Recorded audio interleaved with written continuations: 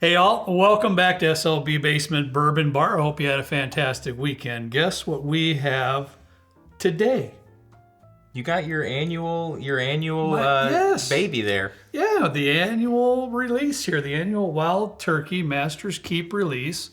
This one is called Triumph. Okay. It is a 10-year age-stated rye whiskey. Now the rumor is, Trenton, there's also up to 12-year rye whiskey in the blend.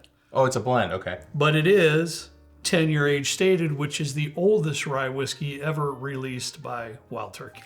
I think they should do it more often. I'm not gonna lie, I just took a little bit of a sniff and I about fainted because it smells really good. Trenton always takes the pre-show sniff. Yeah. Gotta have that. Yeah. Gotta have it. I mean, I was looking forward to this, and I know I don't usually have the nicest things to say about Wild Turkey unless it's rare breed. I do think that's pretty good. But we also just did a pick of Wild Turkey rye. Well, not just, it was about 2 months ago, but that was really good. And that kind of got my palate wet for this thing that was coming out because I heard that it was coming out this year. And this is the first time, I think, ever in the history of drinking bourbon with Trenton or whiskey of any sorts that he was actually talking for a month or so about this release coming out because it's a rye whiskey. You've actually had some conversations about it. Look, if... I will talk about any kind of a rye. I don't care who makes it. Yes. It's just, I don't know. I love ryes a lot. So I was looking forward to this one. Yeah, well, I jotted down a couple things, and I might need to put my glasses on just so I remember everything. And you know how we usually do on our show. I didn't do a tremendous amount of research, but I did just a little bit. And I think one thing in particular might surprise you. It may not, but I think it might surprise you. We already talked about, being age stated. It is 104 proof. Okay, I was just going to ask. So that you know that as well. Here's what's interesting to me, all right, is the mash bill. The mash bill, Trenton, is 52% rye, 36% corn, and 12% malted barley. Really? So a very low rye content. Now, almost not a rye. Trenton can speak to his palate and to his preferences, but for me, I seem to relate quite a bit better to a lower rye content rye whiskey, such as Pikesville. You know, as you know, those are kind of my favorites, and usually they tend to be a little bit lower on the rye. Yeah. I usually don't, not that I don't enjoy a sip or so of a 95.5 rye. Sure. But they don't really land in what I would consider my favorites. Okay. Yeah, that makes sense. And I think somehow it might be opposite for you, possibly. I got something from, I think it was an MGP rye. It was 100% rye. There was no malted barley in it. And I would say for me, that was a little bit too much. There wasn't really like much of a dynamic profile. It was just kind of like even keel throughout. All right, so I think that barley adds a lot. But if it's 95.5, if it's 90, I've never had a 99.1, but 95.5 MGP all the way up to like, I haven't had this yet, but Pikesville, it's 51% Pikesville, I think. Yeah. 51%. So I'm kind of all over the spectrum with mine. Good. But I mean, you like what you like. Yeah. All right. Last but not least, price. Okay, so you have a $275 suggested retail price, right? Yeah. It's all over the map. So good luck with that. I know I actually saw proof of distributor selling it to particular stores for $70 more than MSRP. Yeah, I was really surprised. It's just the weirdest thing, you know what I mean? It's like, so I guess I'm here to say, I get very aggravated. I am that guy. I am the older guy that I can have a pretty quick trigger when it comes to pricing on certain things, and not just bourbon. You know. Oh yeah. And I'm that old guy, right? So I came a little bit more full circle, probably just because I wasn't knowledged in everything that I need to know. But when a store is already handicapped, or stores, oh yeah, are already handicapped by distributors who are selling this bottle for $70 more than the suggested retail price, what's that all about? It's another day, it's another topic, it's another show. Oh yeah. Trenton is way more involved in those side of the business details of things than I am. But I was miffed about that. I will say this was a confusing one, and I think one of the lessons or whatever. Just try and be as informative of a consumer as you can, because as you guys might know, the pricing from state to state varies so much, and I think this is a good example of a situation where a store might have to mark it up at their usual percentage, and it's still like, oh, why is this around a secondary price? Well, because something happened at the distributor level where they're charging, the distributor's charging $70 more than MSRP, and then the store has their cost, and then there's a whole other slew of things that go into what the pricing of a product might be. So this is a great lesson. The first time, honestly, I've seen this in Indiana at least, so I don't know what's going on with that. I was pretty irritated, and I have to admit this, because this is a learning process for me too. Anytime I would walk into a liquor store in our travels or anywhere else, and I'd see the trophies up on the wall for a ridiculous price, right? Yeah, those. Immediately, though, on every occasion, I'd always say, well, he's buying it for what he needs to buy for. He's just a jamoke of an owner, and he's trying to pocket all kinds of money, on suspected, wannabe bourbon buyers that are just dying to get that one specific bottle, and they'll pay way over retail price to get it. Yeah. Well, I guess in certain situations, that's always not 100% accurate. Yeah. So that's enough of the price. Let's get past that. So I'm just telling you, $275 MSRP. If you can get somewhere close to that, I think you'd be doing really well with this bottle. Now, we'll get through the tasting, and then, because I haven't tasted it, Trent. So you haven't? I opened it so that it would, I got it a couple days ago, so I opened it just to make sure that it was open, but, I haven't tasted it. Let's get through that before we even. I did. So we even speak about what we think is worth whatever it is.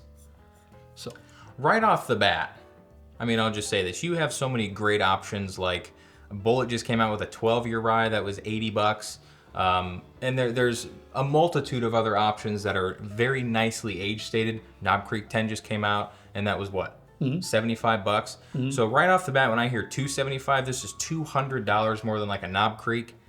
And that's minimum. Minimum. I'm very skeptical of going in. Don't get me wrong, it smells good.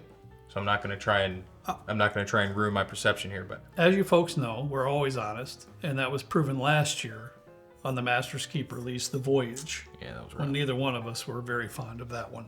So I'm going to tell you right now, I'm here to say that the aromas are spectacular. They are. It is extremely caramel forward. It's got a beautiful caramel nose to it. It really smells like if you go around like to a Hobby Lobby in the holiday season and you find those like pine cones in the center that have like the cinnamon, or what do they call those? Yes. Not the charcuterie.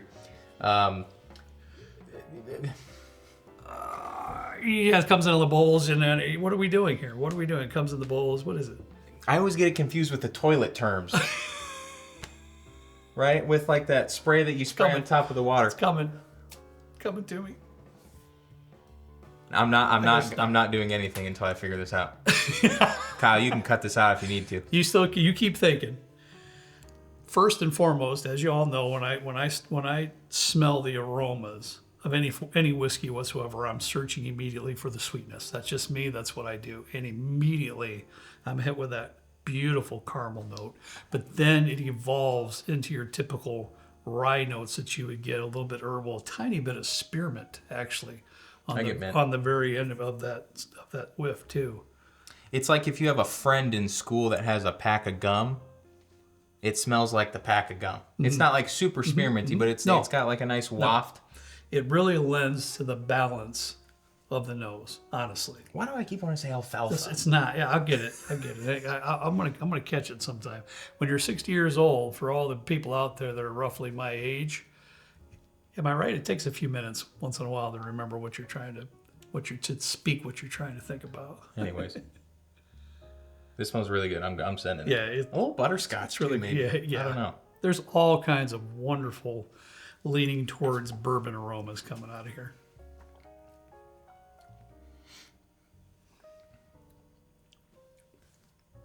Okay. What's the proof? 104? Mm-hmm. Oh, this is crafted with conviction. Do they all say that? Yeah, it is. I don't even know what conviction means. Of course you don't. I think that means when you put somebody in jail, right? I think you were convicted? Oh my goodness. Or no, you were proven guilty? I don't know. I've been watching Suits lately, so I heard convicted a When couple we were times. talking about retail price and distributors, I was speaking with conviction. Passion? Okay. Sure. Yeah, let's go with that. Wow, this is a great video. Well, it's really good. I have to say that right off. It's pretty darn good. So what was it? It was 51% rye. 52% rye. 52. Yeah, Okay. 52% rye, 36% corn, 12% barley. I'm gonna let that first sip go down. That's first sip of the day. So, Are these all at one? One on. Okay, so this is specifically this. It's not like they're all bottled at some kind of a proof point. I like it. I think it's pretty good. I think it's really good too. Now, only the second sip. I'm gonna sip a little bit more, but I was kind of hoping that heavy caramel toffee note that I was getting on the aromas would come through a little bit better on the palate. I'm getting it some, but it kind of delves pretty quickly for me into heavier rye type notes. Good, but more of the rye characteristics. I was trying to figure out what to say, so I'm glad that you had said something because it makes a little bit more sense to me. I think for this, with it being such a low rye and it being a lower proof as opposed to something where you have a Pike's Fill at 51% rye, but it's at 114 proof. 110. It gives it and that drink's a little bit spicier too, that Pike's Fill. So I'm trying not to compare them equally, but in terms of a mash bill, they have a similar kind of a recipe or a mash bill. For me, I do get a little bit of like a rye influence, but it's not, I don't get like a kick. Really, I'm getting kind of a bite. Do you? Okay. But I'm very sensitive to that. Yeah. Where you drink, on occasions at home when you are taking a sip of your own in your own leisure time, you're going to pull a rye quite a bit.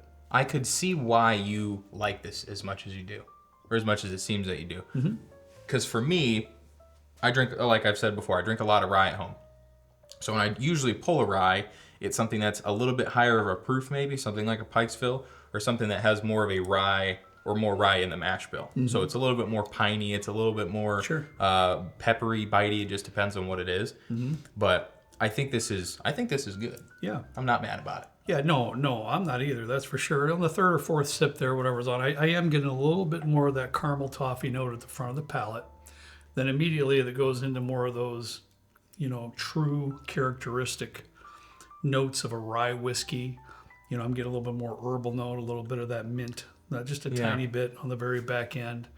I'm trying to think, Trent, and I think I'm getting a tiny bit of citrus in there. I get like a burnt orange peel or like a burnt something. A little bit. It almost tends to be a tiny bit on the bitter side. Yeah. Which also, though, in turn, it's not a bad thing because it kind of lends to the depth of the sip.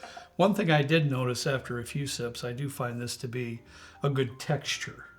I feel like it is non-chill filtered, by the way. I forgot to mention that. Okay. This is non-chill filtered. Okay. So it does, the sips feels creamy. It feels like it's fairly viscous. It coats the mouth very well. I wish there was a little bit. I either wish there was a little bit more viscosity or a little bit more of a bite. I do think it's like it is creamy. It's almost oily, but it's either like a lack of proof to me that's making it be perceived as a little bit lighter of a proof, or it's just that lower rye mash bill that's not really giving me that punch in the face that I usually get with like an actual rye. But I do like it. I would be interested to try this against like a Knob Creek 10 or other 10-year ryes. If you want to see that in a blind, let us know. Yeah. Well, let's do this, Trent. What other 10-year ryes? Now that we're talking about Wild Turkey Master's Keep, here's another glass. Here's Cornerstone, 2019 release, Trent. Oh, that's 19. I thought 2019 release. This is Cornerstone. This is all memory now, so forgive me, but I believe the blend in this one was between 9 and 11 years, so maybe just a year younger than what we have out here, something like that. Okay. This one is 109 proof. My glass on. I'm pretty sure it's 109. 109. 109 proof. Exact same mash bill. Oh, okay. So keep that in mind. They should do ryes more often. Exact same mash bill. I keep Four Roses needs to do a rye. I keep saying it. There you go. I hope it comes true. I'd be interested in that. I hope it comes true. I mean, this is just for kicks and fun here. Pulling this bottle out, 2019 release, but this was 175 when it came out. I do know that. 100% correct. I do know that. For the video, I kind of felt if our conversation led this direction. I was going to pull this out, so I just looked at a couple things. That's why I remembered the proof. Otherwise, I wouldn't have. But $175. So that's how much. A little bit of a price difference. Yep. You know, and what was this last year for the Voyage? I think it was $275. Was it the same? Yeah, $250 or $275. But last year, $299. the prices didn't bounce all over the place. Yeah, that's right. You know, like we spoke about at the beginning of the video. Right off the bat, the Cornerstone smells better to me, and it could be because this has been open for 5 years. So take that for what it's worth. I've always liked this one though. I've never had this one. That's insane. I know. For as much as you like rye whiskey. I don't like to drink your stuff back here because it's special. No, whatever. That's what it's for. This really reminds me a lot of Buffalo E.H. Taylor Straight Rye.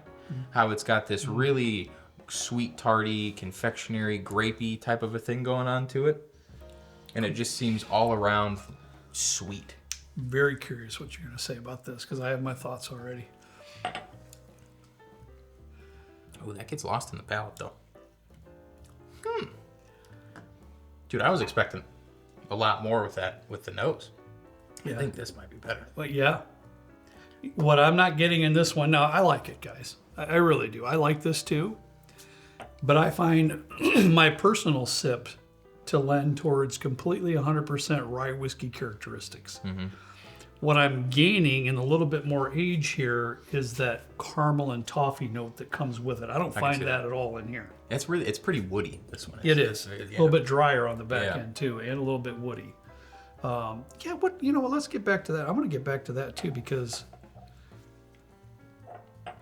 this one is a little bit more spicy. It is. Has a little bit more of a rye and has a little bit more of a citrus. I don't know if it's just because I'm talking a lot, but this made my mouth juicy. This one is more of a creamy thing, like a creamier aspect. I went into that sip. I just tasted this one again, the Triumph, to look for any wood characteristics, oak per se, because it is 10-year age stated. I can find it some, I can, but I don't think it really influences to the yay or the nay myself on the oak. Yeah. I don't know. This one's a little bit more spicy, so I think I'm thinking that has a little bit more going on in it. This is a little bit more of a smoother rye. Yes. This is like what do they call like a German car, where it's like nice smooth ride, and this might be like a Ford. Yeah. You know, it's a little bit rough and durable, but it's still good. Good enough for most all of us. That's for sure. Ford. So yeah. I mean, I will say I do like the Triumph. I do kind of want to blind that against like a 10-year in the Pikesville and kind of see, because the big thing is, why is Knob Creek 10 Rye $75?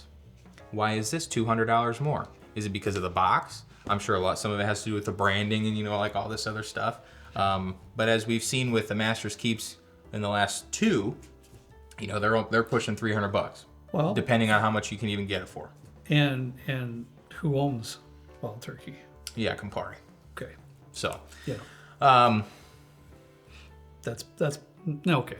I'm gonna get off on another rabbit trail. Oh no. Another tangent. I don't want to do that, but that's part of the issue. All right. Again, I'm gonna cut myself off because I don't want it to go there. I want to enjoy what we're enjoying here. I like it, guys. I really do. I think this is fantastic. I like the creaminess of the sip. Again, last year I didn't like the release. Let's just put that. I just did it. However, in general, I have never really liked rum finished bourbons. That's a tough one. Rum finished ryes, I tend to lean towards a little bit more. Yeah.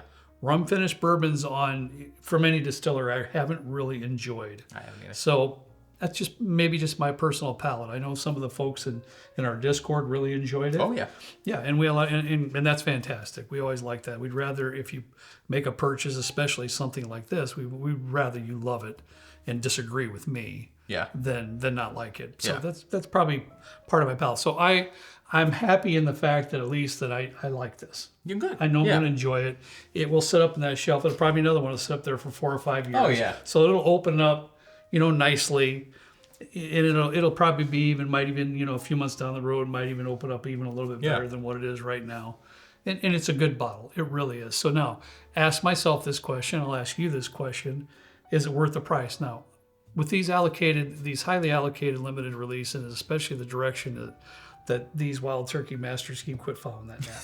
He drives me nuts with us. He can't handle it. Yeah, I have the attention his span of a mind. squirrel, man. He does. His mind acts like that. I've seen that like 17 times. That little man. I can't. And I just waited for him to do that because it drives me out of my mind.